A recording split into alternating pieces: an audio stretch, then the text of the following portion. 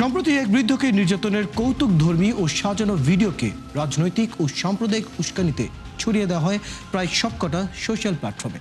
অনেকেই ভিডিওটিকে সত্যি ভাবলেও কমেন্ট সেকশনে দেখা যায় ব্যাপক সমালোচনা, কিন্তু এরপরে দেখা যায় ভিডিওটি সম্পূর্ণ বানোয়াট ও অভিনীত। এই রেশ কাটতে না কাটতেই 2024 সালের একটু পুরনো ভিডিওকে রংপুরের সাম্প্রতিক সময়ে কীর্তনে হামলার দাবিতে ছড়িয়ে দেওয়া হয়। এই মিথ্যা দাবিটিকে ঘিরে যখন বিভ্রান্তি বাড়তেই থাকে, তখন উত্তেজনা ছড়ায় আরেকটি অপতথ্য। দাবি করা হয় কন্টেন্ট ক্রিয়েটর সালমান মুক্তাদির নাকি রামিসা হত্যার আসামিকে সমর্থন জানিয়েছেন। চলুন দর্শক কিছু ফ্যাক্ট চেক দেখে নিচ্ছি।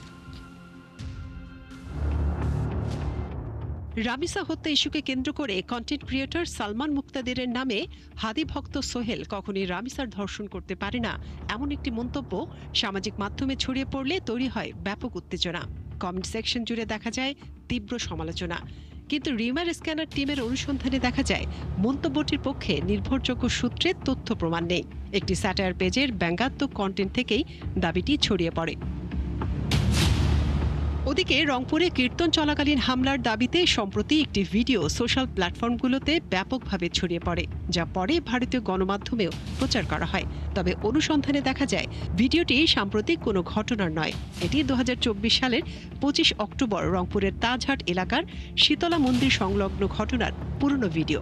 সে সময় কীর্তনের শব্দকে কেন্দ্র করে মসজিদ থেকে বের হওয়া কিছু মুসল্লির সঙ্গে বাকবিতণ্ডা হলেও পরে স্থানীয়ভাবে বিষয়টির সমাধান করা হয়। আবার চলন্ত ট্রেনে এক যুবকের হাতে বৃদ্ধ নির্যাতনের ভাইরাল ভিডিওটি ভারতে মুসলিম বৃদ্ধকে নির্যাতন এবং বাংলাদেশে শেখ হাসিনার পক্ষে কথা বলায় বৃদ্ধকে মারধরের ঘটনা দাবি করে পৃথকভাবে ছড়িয়ে দেওয়া হয়। বিষয়টিকে ঘিরে যখন তুমুল বিভ্রান্তি ছড়ায়, তখন দেখা যায় এটি বাস্তব কোনো নির্যাতনের দৃশ্য নয়, একজন ভারতীয় কন্টেন্ট নির্মাতার তৈরি অভিনীত ও কৌতুকধর্মী ভিডিও। ভিডিওতে থাকা ব্যক্তিরাই নিশ্চিত করেন এটি শুধুই বিনোদনের উদ্দেশ্যে তৈরি করা হয়েছিল। এখানেই শেষ নয়, গুজব আরও আছে। ভারতের সংসদে শুভেন্দু অধিকারীর উপর জুতা নিক্ষেপের দৃশ্যের দাবিতে ছড়ানো ভিডিওটিও সম্পূর্ণ বানোয়াট। ভিডিওটির সঙ্গে ভারত বা শুভেন্দু অধিকারীর কোনো সম্পর্ক নেই। মূলত এটি 2021 সালে আফগানিস্তানের সংসদে বিতর্ক চলাকালে ঘটে যাওয়া মারামারির পুরনো ভিডিও।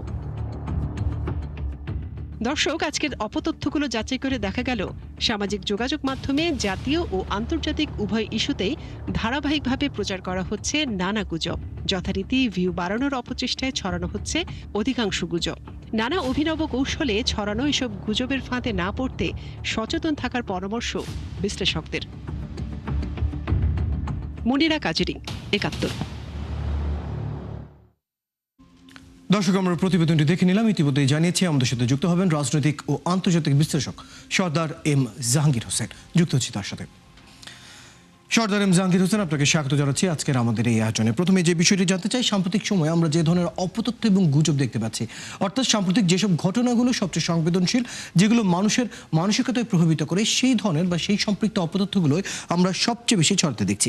এবং আপনি প্রায়ই বলেন ফেক নিউজ এবং গুজব আমাদের জাতীয় নিরাপত্তা এবং গণতান্ত্রিক স্থিতিশীলতার জন্য বড় হুমকি। আপনার বিশ্লেষণে ঐতিহ্যবাহী এই যে অপপ্রচার বা সাধারণ ভুলের জন্য যে তথ্য, সেগুলো আসলে বর্তমান যে পরিস্থিতি দেখছেন, সেটাকে কিভাবে দেখেন আপনি, এবং এই যে তথ্য মহামারী, সেটি কতটা বিপজ্জনক বলে মনে করেন? ধন্যবাদ। আজকের এই ৭১ টিভি আমাকে আমন্ত্রণ করার জন্য আমি স্পেশালি তাদেরকে থ্যাঙ্কস জানাচ্ছি। পাশাপাশি আজকে ৭১ টিভির মাধ্যমে আমাদের যারা দর্শক দেখছেন এবং শুনছেন, তাদেরকেও ধন্যবাদ জানাই। আসলে আজকে একটি গুরুত্বপূর্ণ এবং যেটাকে বলা যায় বর্তমান সময়ে আপনি বলেই ফেলছেন সবচেয়ে মহামারী আকারে ধারণ করেছে। দেখুন, আসলে ফেক নিউজ বা গুজব বা অপতথ্য যেটাই বলেন, এটা কিন্তু ভুল তথ্য বা অপতথ্যের মধ্যে না। এটা আমাদের বাংলাদেশ বেশি আশেপাশের দেশগুলোতে একটি রাজনৈতিক অস্থিতিশীলতাও তৈরি করছে। এর মধ্যে আমাদের মধ্যে একটা সামাজিক এবং পারিবারিক একটা বিভাজন তৈরি করতেছে। রাষ্ট্রীয় নিরাপত্তার জন্য একটা হুমকি হয়েছে। বিশেষ করে আমাদের এই ডেভেলপিং কান্ট্রিটা বাংলাদেশের বর্তমান সময়ে ফেসবুক এবং এক নম্বরে যদি বলি ফেসবুক এবং অন্যান্য সোশ্যাল মিডিয়াতে যেভাবে ভুল তথ্য এবং অপতথ্য যে প্রচার করা হচ্ছে একজনের নামে, বিশেষ করে আমরা যারা রাজনীতি করি বা অন্যান্য কাজের সঙ্গে আরো যারা সম্পৃক্ত আছেন, একজনের নিউজকে আরেকজন অন্যভাবে চালানোর জন্য তাকে ব্যক্তিগতভাবে এবং সামাজিকভাবে এবং রাজনৈতিকভাবে রাষ্ট্রীয়ভাবে তাকে বিপদগ্রস্ত করার জন্য এরকম আমাদের দেশে এখন নানানবিধ ফেক নিউজ, ভুল তথ্য এবং গুজব এভাবে ছড়ানো হচ্ছে। যেমন ধরেন আপনি যে কথাটা বললেন এখন এটা হচ্ছে যে বিভিন্ন আইডিতেই ফেসবুক এর বিভিন্ন আইডি বলেন, অন্যান্য সোশ্যাল মিডিয়ার যে আইডি গুলো বলেন, এই আইডি গুলোর মধ্য থেকে আমাদের এই বিভিন্ন মানুষের চরিত্র, আমি যদি বলি যে রাজনীতিবিদদের চরিত্র হনন করা, স্পেশালি চরিত্র হনন করার জন্যই বিশেষভাবে একটি পক্ষ বা একটি গোষ্ঠী বা একটা কুচক্রী মহল এটি পরিকল্পিতভাবে এটা করে থাকে। তো এইটা এমনভাবে ছড়িয়েছে যে এইটা আমাদের একটা মারাত্মক ব্যাধিতে পরিণত হয়ে গেছে এবং এটা আমাদের জনাব একটা জাহাঙ্গীর, আপনি সামাজিক। আসলে ঠিকই বলছিলেন। আসলে যেভাবে আমরা এর প্রকোপ দেখছি অপতথ্যগুলো, কিন্তু একদিক থেকে আমি যদি বলি, এই যে অপতথ্য, এরা কিন্তু অনেকটা পরিকল্পিত এবং সংগঠিতভাবে কাজ করছে। অর্থাৎ একই অপতথ্য আমরা 5,000 10,000 ফেসবুক অ্যাকাউন্টে একই সাথে আমরা প্রচার হতে দেখি, যার ক্ষেত্রে যখন দেখা যায় সত্য ঘটনাটি অন্যদিকে খুবই কমই অ্যালগোরিদম বা সবচেয়ে কম প্রচারিত হয়। এই যদি কল্পনা হয়, মানে এই যদি পরিস্থিতি হয়, তাহলে এই যে পরিকল্পনাকারী যারা রয়েছে তাদের বেলা আপনি কি বলবেন? তাদের আসলে উদ্দেশ্য কি, কেন তারা এই ধরনের অপতথ্য ছড়াচ্ছে? আচ্ছা, ধন্যবাদ আপনাকে আবারও। উদ্দেশ্য আর প্রচারণা, দেখুন এখানে অনেক ধরনের উদ্দেশ্য কাজ করে। যদি আপনি কিছু বর্তমান সময়ে যেটা হয়েছে আমাদের আম জনগণের ভোটে আমাদের যে বর্তমান সরকার এবং আমাদের মাননীয় প্রধানমন্ত্রী জনাব তারেক রহমান, আপনি দেখেছেন যে আমাদের এই মাননীয় প্রধানমন্ত্রী উনি গণতন্ত্রকে এবং সমালোচনাকে এবং মানুষের মত প্রকাশের স্বাধীনতাকে কতটুকু গুরুত্ব দেয়, আপনারা এইটা বিভিন্ন সোশ্যাল মিডিয়া বলেন, প্রিন্ট মিডিয়া বলেন, আর হচ্ছে আপনাদের ইলেকট্রনিক্স মিডিয়ার মধ্যে থেকে জানতে পারছেন।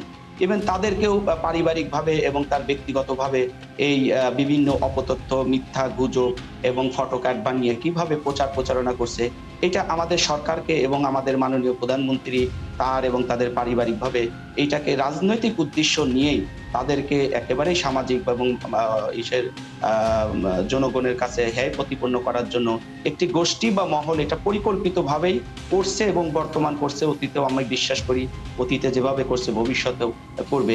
এইটা বেসিক্যালি বর্তমান সরকার যে জনগণের যে বিপুল জনগোষ্ঠীর যে ম্যান্ডেট নিয়ে আজকে সরকার গঠন করছে এবং মানুষের জন্য কাজ করছে, এই জায়গাগুলোতে তাদেরকে রাজনীতিকভাবে যারা করেছে, আমি মনে করি যে যারা এখানে করছেন এইগুলা ছোট ছোট দলের কিছু বড় বড় নেতা, তারা রাজনৈতিক ফায়দা হাসিলের জন্য এটা করছেন এবং বিএনপি বা আমাদের সরকারকে একটা বিপদগ্রস্ত করার জন্য এটা করার চেষ্টা করছে।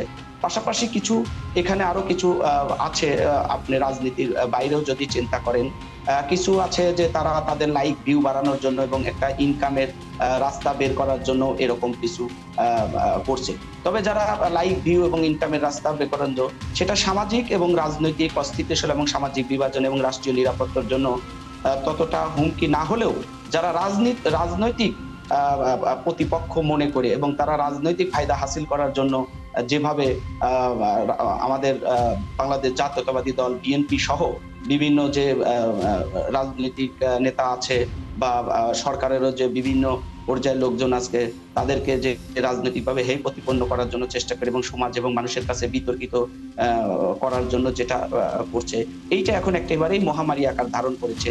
তো এইটা আমাদের সমাজের জন্য এবং রাষ্ট্রের জন্য এবং আমরা যারা আমাদের এখন যে জেনারেশনটা, এই জেনারেশনের জন্য আমি মনে করি এটা অসহনীয় সংকেত। যে ধরনের অপতথ্য প্রচার হচ্ছে এবং যে ধরনের প্রচারিত অপতথ্য নিয়ে মানুষের যে ধরনের মতামত তৈরি হয়, সেটি নিয়ে আসলে এখন বেশ নেতিবাচক প্রভাব আমরা দেখতে পাচ্ছি মানুষের মাঝে। একটু জানতে চাই, আমাদের দেশে নানা ধরনের রাজনৈতিক দল রয়েছে, তাদের নানা ধরনের নেতাকর্মী রয়েছে।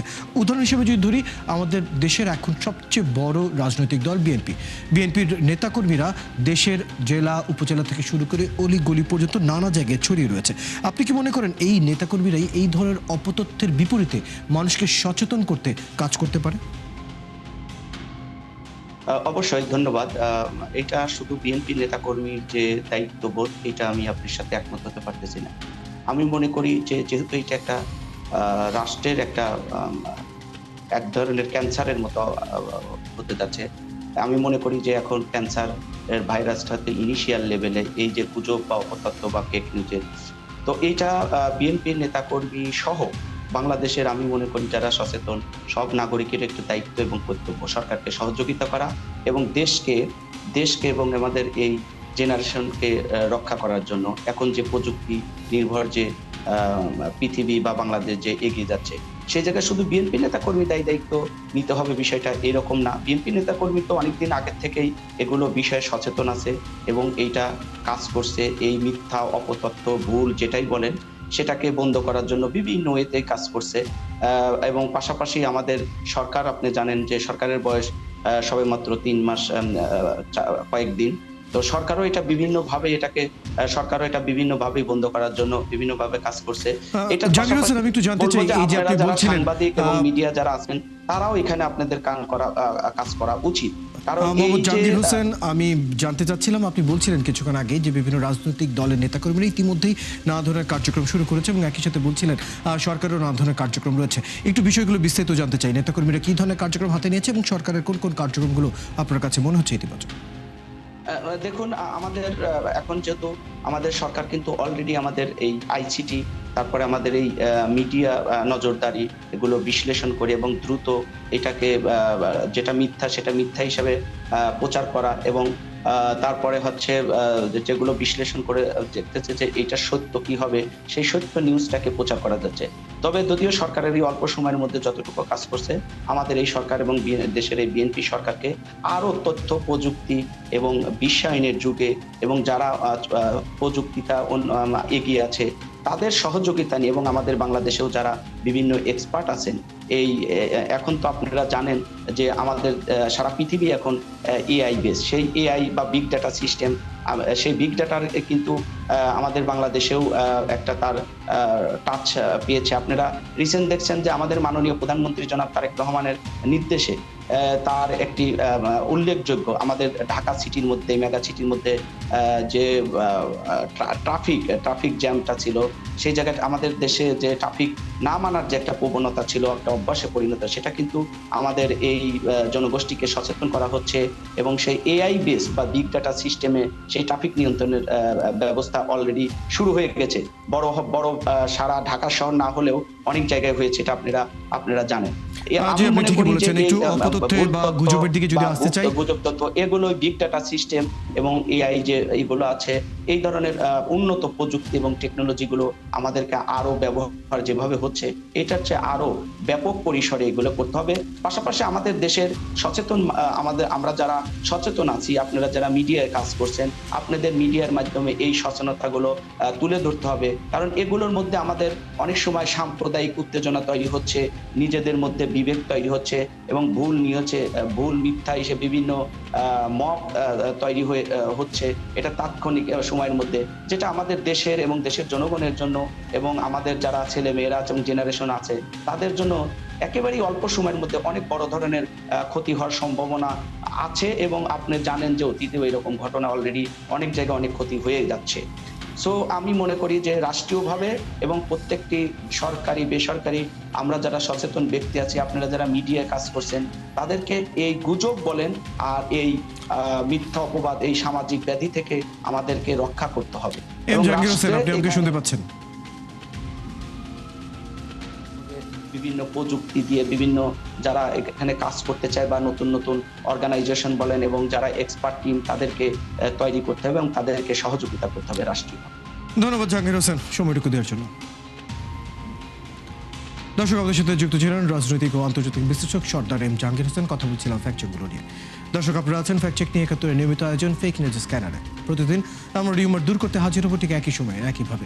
আপনারা আমাদের সাথে যুক্ত হতে পারেন। কোন খবর যদি আপনাকে সংশয়ে ফেলে সেটা একটি স্ক্রিনশট আমাদেরকে মেইল করতে পারেন fns.71tv@gmail.com অথবা ফেসবুকে যোগাযোগ করুন www.facebook/fakenewsscanner.com। আমরা সেই তথ্যের ফ্যাক্টচেক করে আপনাদের জানাবো। চটকদার শিরোনাম দেখেই ক্লিক করবেন না। বিশ্বাস আর প্রতিক্রিয়া জানানোর আগে ফ্যাক্ট চেক করুন আর থাকুন 71 সাথে।